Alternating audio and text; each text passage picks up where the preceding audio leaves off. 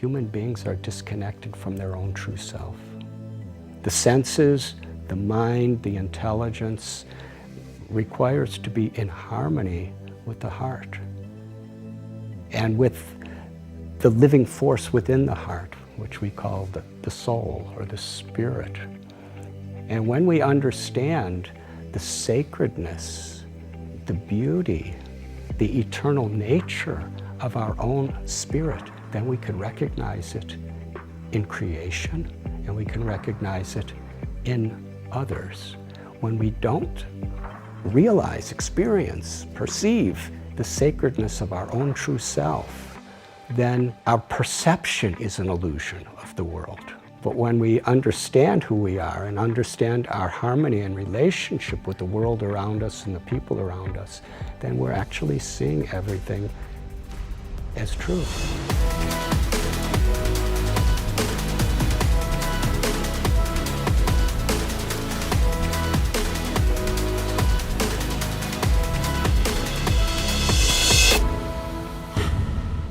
Hey everyone, this episode is brought to you by our friends at SimpliSafe. Enjoy.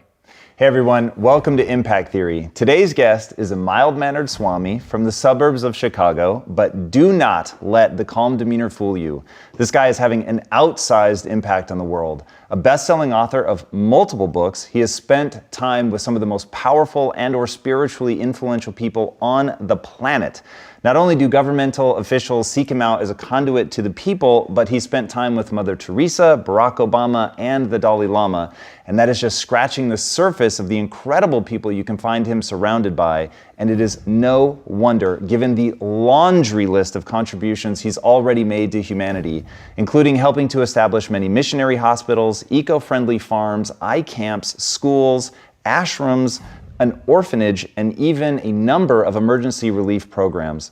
Additionally, just one of his initiatives serves more than 260,000 meals a day. He has lived as a hermit in the jungle, dwelled in caves, and at the age of 31 took monastic vows, dedicating himself fully to helping people the world over find fulfillment.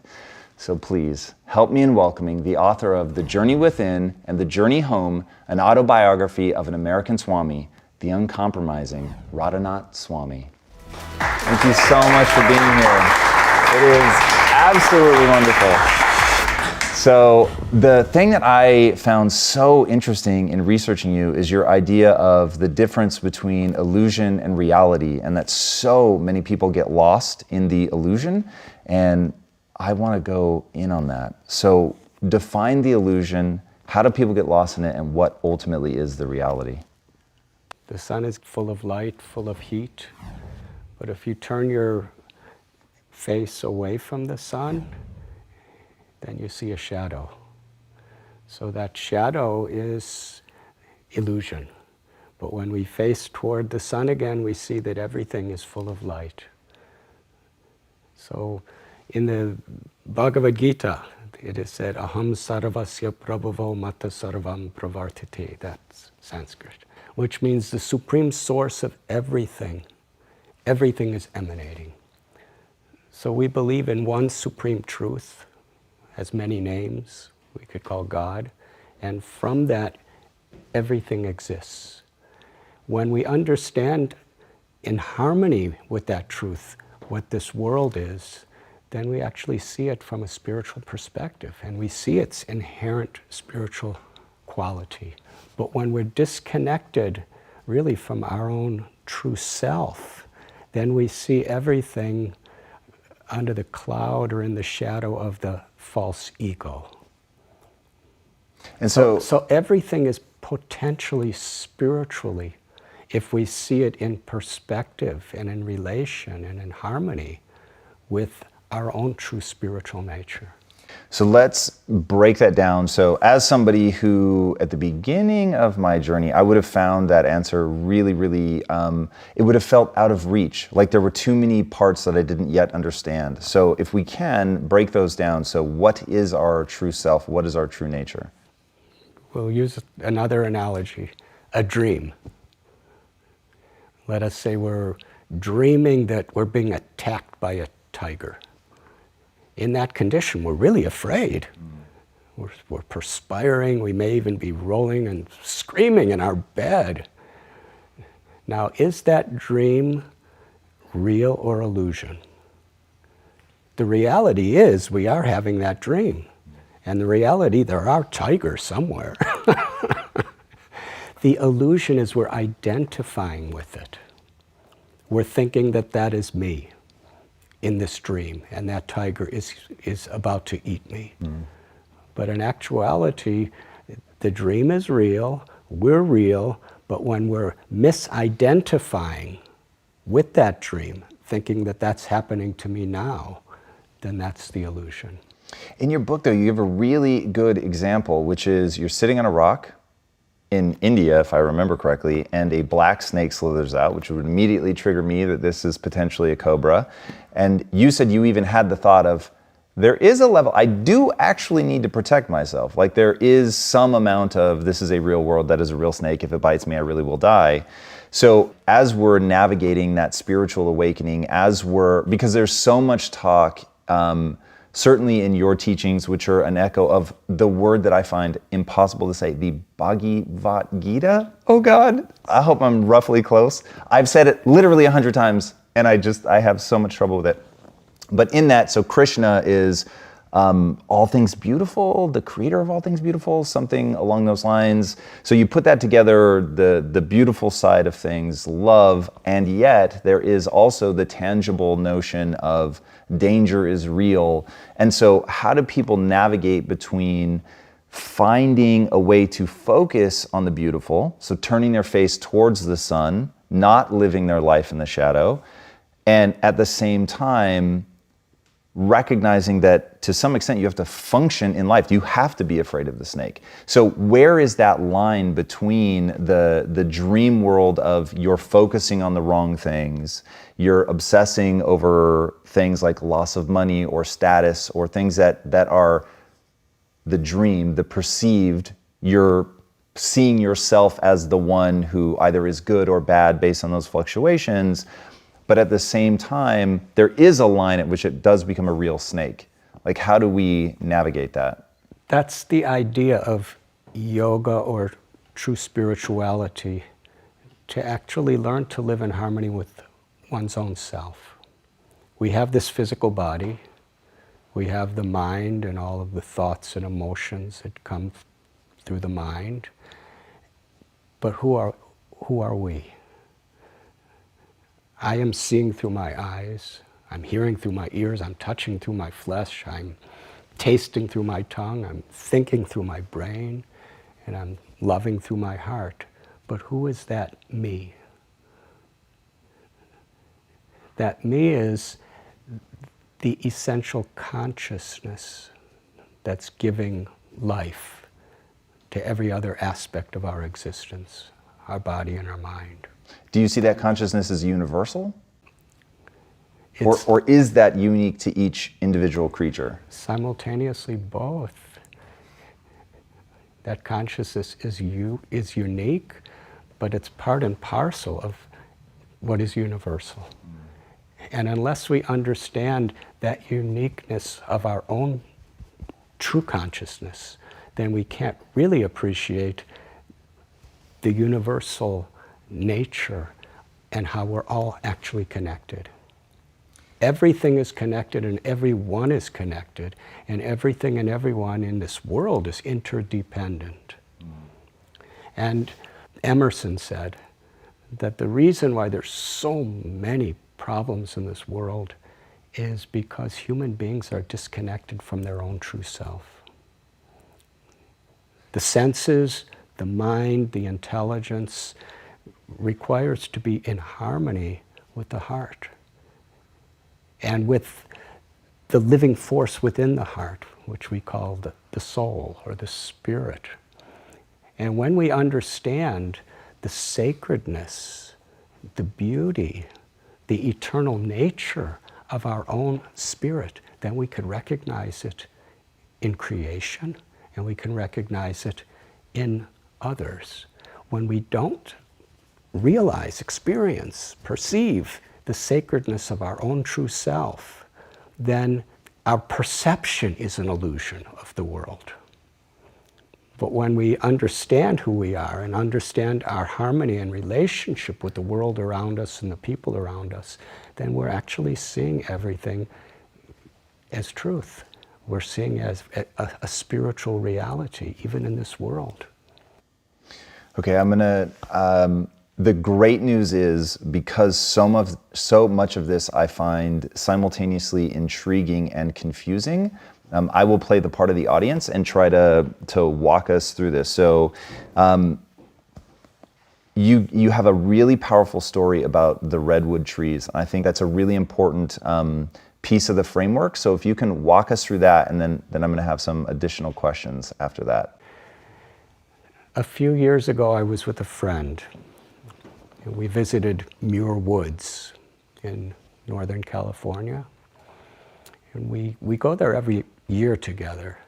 And our purpose is to get away from kind of everyone and everything and just climb some mountains and be with the redwood trees and in quiet. So as we were walking through, there was a group of tourists. And we wanted to kind of walk by them as soon as possible. There was a forest ranger who was speaking to them. And as we were rushing by, the forest ranger said, "I want to tell you the underground secret of the redwood forest." And I was a teenager in the 1960s, so I have this inclination to underground secrets. So I told my friend, let's just wait and hear what he says. The forest ranger explained that in these forests are among the largest, tallest, and oldest trees on the planet. Some of these trees are 2,000 years old. They're growing on a hilly terrain. The soil is very loose. And over the centuries, there have been massive earthquakes, windstorms, snowstorms. How do these trees keep growing through all of the different challenges that have come? Then he was quiet, and everyone was thinking. He said, "Now I will tell you the underground secret. The roots of the trees under the ground reach out to connect with the roots of other trees. And as soon as two roots meet, they embrace one another. They wrap around each other. In this way," he said, "every tree in this entire forest is directly or indirectly connected and giving support to every other tree. The big, gigantic, ancient redwood trees are reaching out roots, and the little tiny redwood trees, they're just like threads, the roots. They wrap around the big ones, and they get all their support. Unity is strength. This is a lesson of nature for humanity, that in unity there is true strength. But we find if the branches wrap around each other, they're not going to have the same effect. It's the roots support. And similarly, the root of our consciousness really is our hearts. That's where all the blood is pumping from. And the heart is the sitting place of love. When we connect to that love within our hearts, then it expresses as compassion. And this is the greatest need in the world, to understand how we are all interdependent with each other, what we have in common with each other. From a spiritual perspective, life is sacred, and when we recognize that in ourselves, we recognize that sacred potential in others. And then we live, whatever we may do, whether we're swamis, or doctors or lawyers or accountants or farmers or politicians. Whatever our role may be in society, we're not trying to find happiness through the things that we can get, but we actually understand that true happiness is sharing what we have within ourselves, that journey within. Things can give some amount of satisfaction to the physical senses and to the mind, but things can never give fulfillment to the heart. All right, so taking that analogy of the interconnectedness at the root, the connectedness at the love, if you will, that layer instead of the branches, which I think is really an interesting distinction. I understand that, and as a metaphor that works really well for me. The part that I don't quite understand is you have the individual self, and then you have the self as it is interconnected to all others. Is it that the individual self, well, I think I have two separate questions about that. So one, I don't fully understand from first principles, I would guess that in your tradition you would say that you want to dissolve the sense of an individual self, but that doesn't actually seem to be what you're saying. And then the other side of the equation is, I need to answer in my words to make sure that I understand this. Is our true nature to be seamlessly connected to, using your words, all that is beautiful? Is that our true nature? To go to the beginning of your question, self is sometimes defined as ego. It's our sense of identity. And in our tradition, we want to dissolve the false ego, which is our misconceptions of identity. And what do you think those are based on? Like, how do people get a false identity? But when we do that, then our true ego actually awakens, and it shines, and it gives light in our life and to the world. So we are the eternal conscious spirit that's within us, the living force. And the living force is living in a body and has a mind.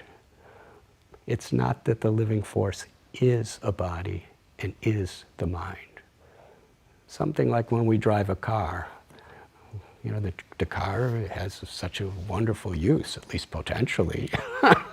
And we have to keep the car really good if we want it to fulfill that purpose.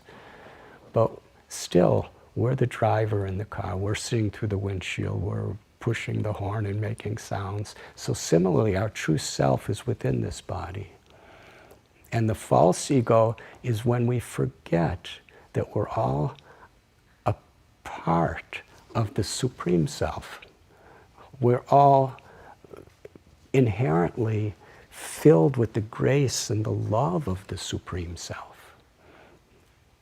And we think, I'm just this body, and I'm just the ever-changing thoughts of the mind. And because of that, there's so many divisions. It's the cloud of ego that obscures the sun of our true nature, our true love, our true consciousness.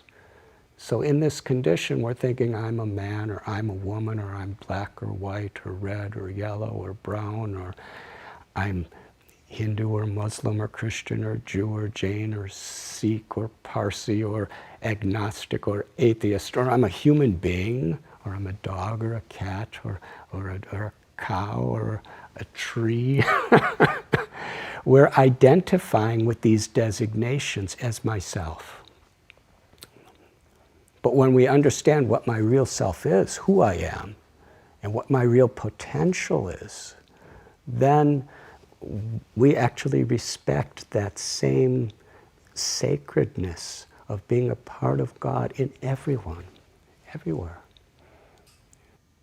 So I'm going to ask a question that may be so weird to you as to be unintelligible, but Is the purpose of reconnecting to your true nature, to rediscover or uncover, see beyond the illusion, like whatever words are the right words, to get to the point where you realize you're connected to that true eternal divinity? Is that because, one, of course, it would bring out compassion and we would be kinder and better to each other? So part one is that. And then is also a part of that just the neurochemistry of, in this body, of feeling better? Like, my real question through a really Western lens is it better on your side of the fence? Like, is it just a more enjoyable place to be? Why do all of this? Like, it's a lot of work to go live in caves and shit. So, like, why? Why put in all that energy? Ultimately, we're all seeking pleasure. Whether we're the CEO of a corporation or head of a government, or even the little ant that's on your kitchen cabinet. Wherever there's life, there's a search for pleasure. What is the origin of that? Whatever our species, whatever our status in society, we're all looking for pleasure. And we're all trying to avoid pain. Why? Because pain interferes with our search for pleasure. Anandamaya yashat, it is said in Sanskrit, because the nature of the spirit within us is pleasure. That pleasure is love. As we said before, things cannot give fulfillment to the heart. It's only love and being loved. That's the need of the heart. And when there's an emptiness of that love, when we're disconnected from that love, then we can try to find that experience, that pleasure in so many things that could be even harmful. Power, fame, control, accumulation of more and more and more. But it never satisfies us. Because the example of the tree that we were discussing, if you put water on the root of the tree, that water naturally extends to every part of the tree. If you just put water on a branch, it's not going to have that effect. Things could give some pleasure, but love is what we're all truly searching for. Love is the most powerful motivating force. And in whatever we may be in this world, if we're motivated by that love that is within us, then we'll perform our occupation, we'll perform our domestic family duties with the best precision, effectiveness, because it's with compassion. So how do you begin to uncover that? So your entirely amazing book, The Journey Within, how do you advise, is probably a better way to ask it, how do you advise people to go on that journey? Like, it feels like not the sum total of what you're trying to accomplish, because it's pretty clear that you're very efficient at alleviating immediate pain. But in terms of helping people find that spiritual awakening, what does that pursuit look like? How do people begin, or how do they recognize markers on the path? How do they know they're making progress?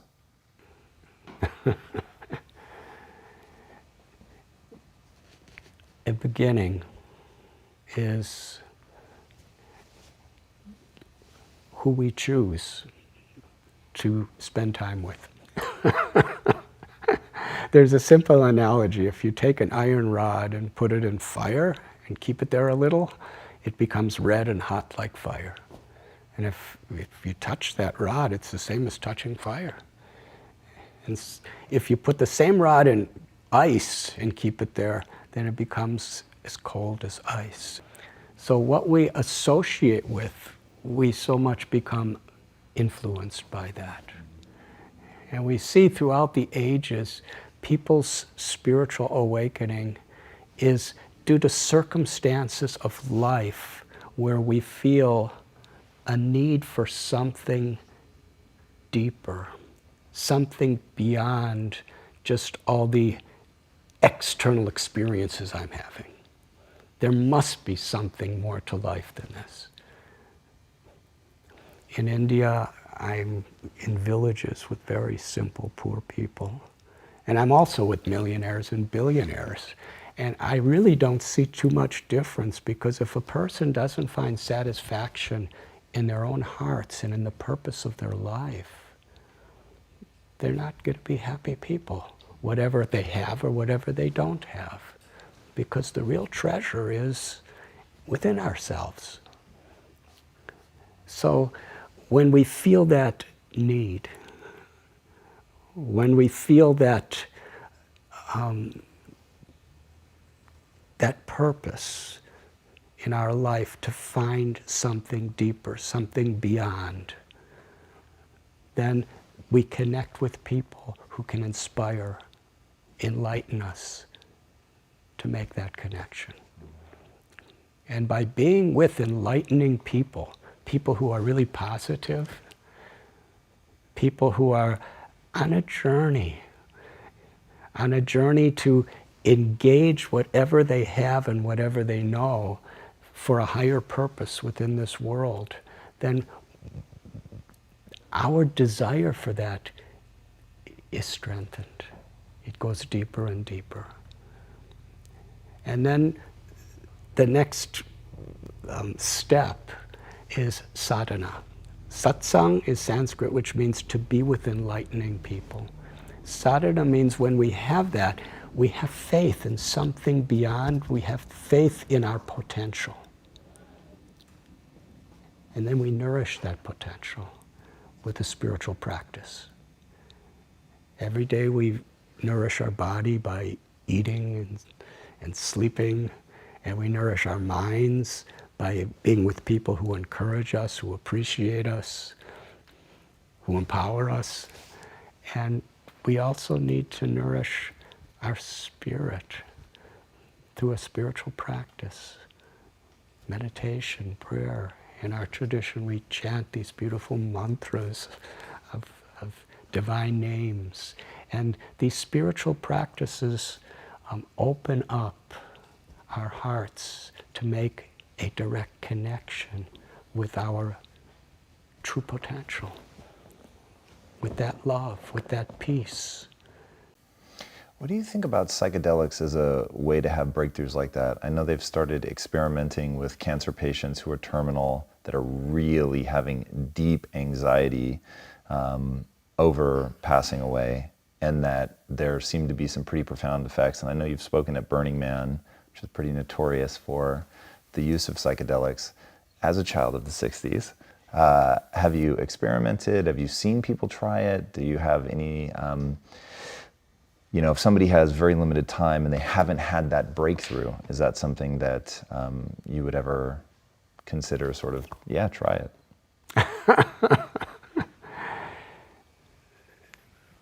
For the purpose of medical reasons, medications of various forms, could be beneficial. From the perspective of self-realization or enlightenment,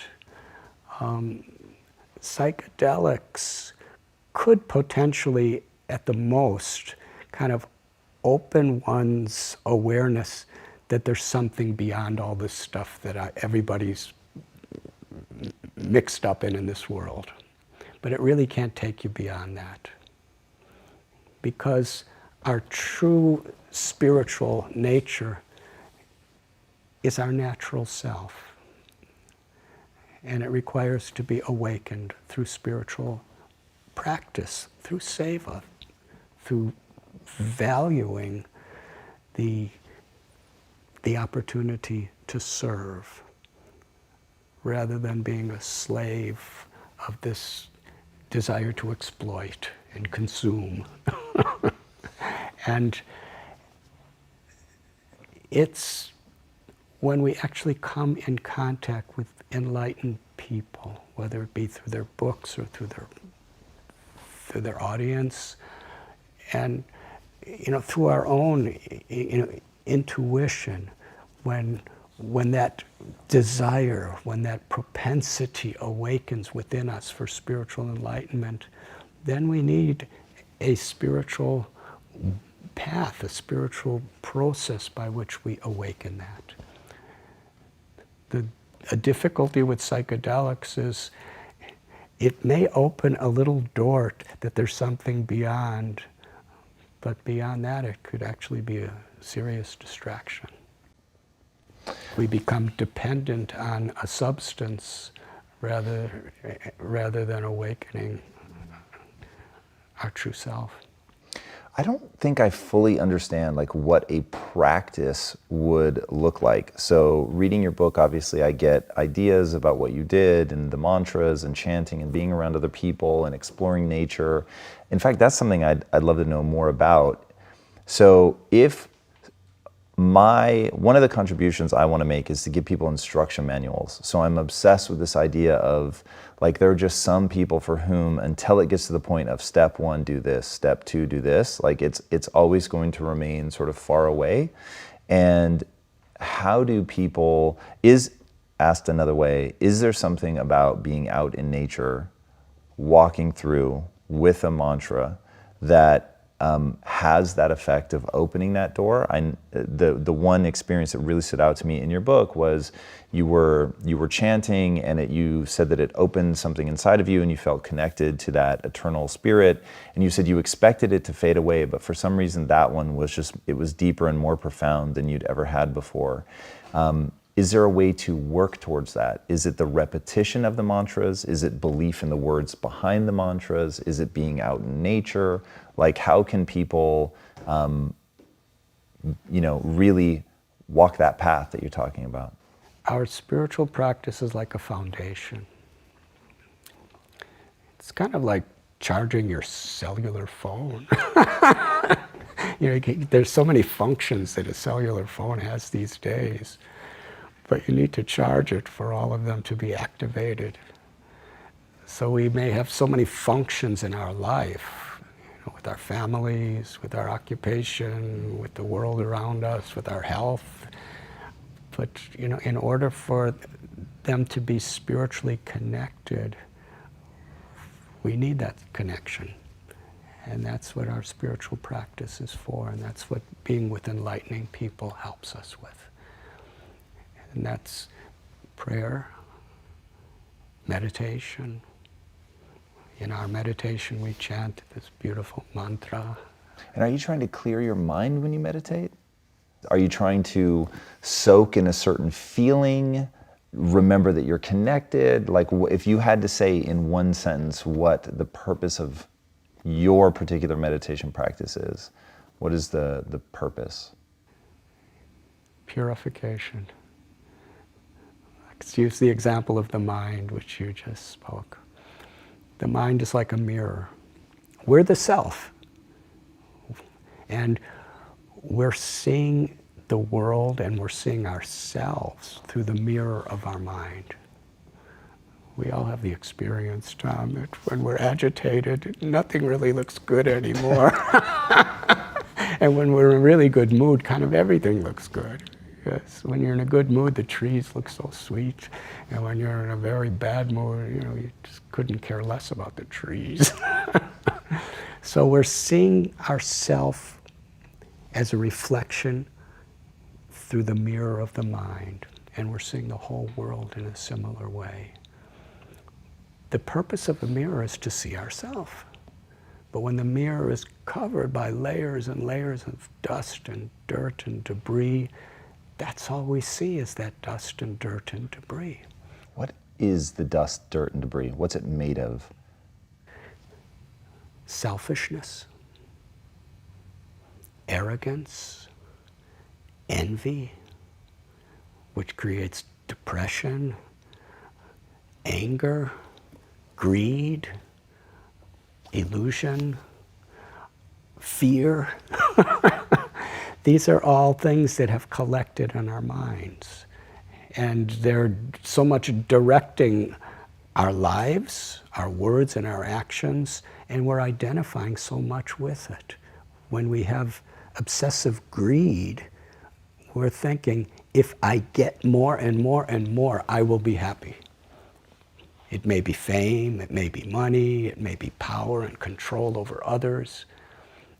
When we have this envy, then we're thinking by pushing somebody else down, I'm putting myself up. So all of these symptoms of this false ego are like the dust and dirt of the mind. And when we're meditating, when we're chanting God's names, it's a process of cleaning the mirror of the mind, to actually become free from these unwanted things. And then from our very mind, when it's clean, we see our true self.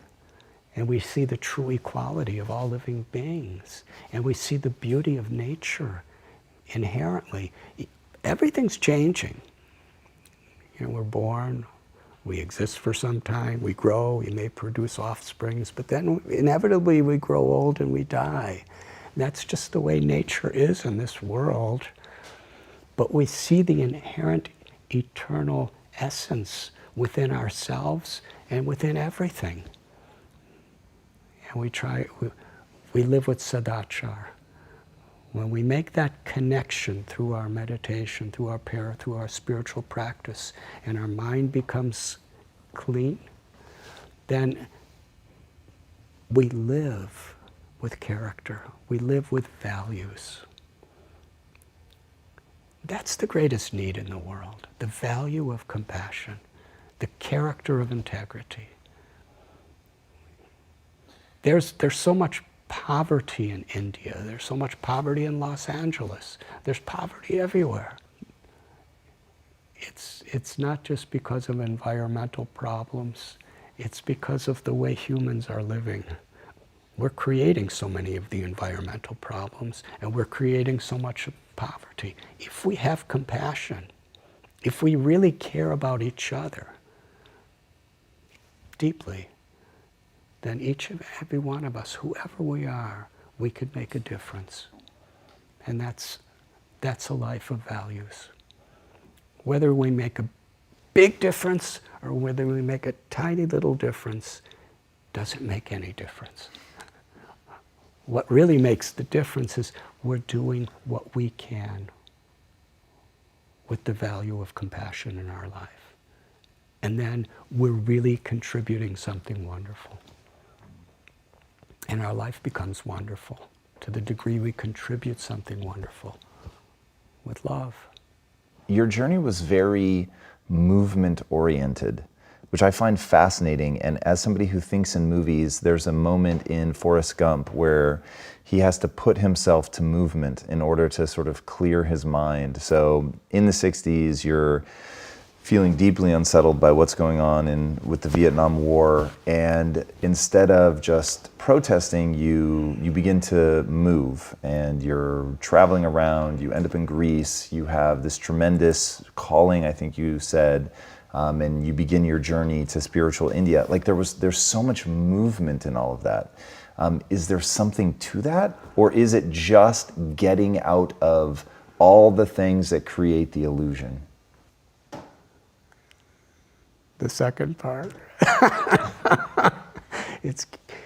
It's passing through all these things that create illusion to a higher goal, to a higher purpose, which is living an enlightened life. And each of us is an individual. My destiny, we could say, was to hitchhike from London to the Himalayas to try to find a deep, meaningful purpose in my life, a connection with spirituality, with God. But I know people who don't go anywhere, and they get much more than me. It's not a matter of where we go. It's a matter of how we try to change our own hearts. It's not a matter of changing the environment, it's changing myself. A few days ago, I was seeing people surfing And I was reflecting how life is very much like surfing, because the waves. A surfer can't change the wave, but a surfer can adjust herself or himself to the wave so that he or she keeps moving forward. And the environment around us, sometimes we can control it to some extent, but there's a limit to that. Happiness, distress, honor, dishonor, pleasure, pain, and the wave may be a wave where everything is going our way and everyone is praising us, or the wave may go where it seems like everybody's abandoning us. Nobody likes what I've done. And these are the waves of life that come to everybody, whoever we are. But yoga, spirituality, is meant to help us to adjust our life to whatever situation may be so that we can move forward. That is a wonderful way to say that. I love that. Where can people learn more about you? By watching your show. That is amazingly kind. What's the impact that you want to have on the world? My greatest aspiration is to be an instrument of God's grace in whatever I do in my life. I'm a very small person.